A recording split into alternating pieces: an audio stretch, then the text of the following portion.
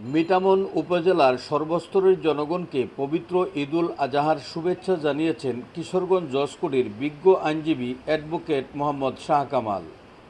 পবিত্র ঈদুল আজহা উপলক্ষে কিশোরগঞ্জ জেলা যশকুটির বিজ্ঞ আইনজীবী ও অতিরিক্ত পাবলিক প্রসিকিউটর জনাব অ্যাডভোকেট মোহাম্মদ শাহ কামাল মিটামন উপজেলার সর্বস্তরের মানুষকে ঈদের শুভেচ্ছা জানিয়েছেন।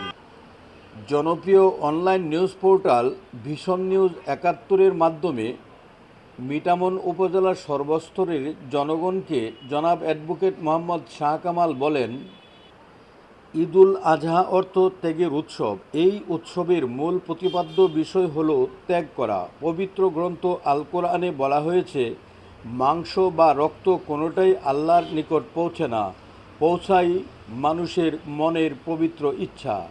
মানুষ আল্লাহর নৈকট্য লাভের জন্য পশু কুরবানি দেয়। আত্মশুদ্ধি ও আত্মতৃপ্তি আর আত্মত্যাগের সুমহান বার্তা নিয়ে প্রতি বছরই ঘুরে আসে পবিত্র ঈদুল আজহা। ঈদুল আজহা উৎসবের একটি অঙ্গ হচ্ছে কোরবানি। পরীক্ষা আর ঐতিহ্যের ধারাবাহিক কোরবানি মুসলমানের জন্য অপরিহার্য করা হয়েছে। ঈদুল আজহার ত্যাগের চেতনা সমাজে ঐক্য, সংহতি ও সম্প্রীতির মেলবন্ধন সৃষ্টির প্রত্যাশা করেন জনাব শাহ কামাল। তিনি বলেন, আমরা যদি কোরবানির শিক্ষা নিজ জীবনে প্রতিফলন করতে পারি, তবে মানব সমাজে অতি সত্বরেই সাম্য এবং বৈষম্যহীন সমাজ গঠন করা সম্ভব।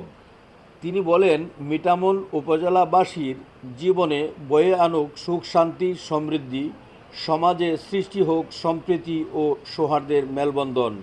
মহান আল্লাহ তাআলার দরবারে এই প্রার্থনা করি।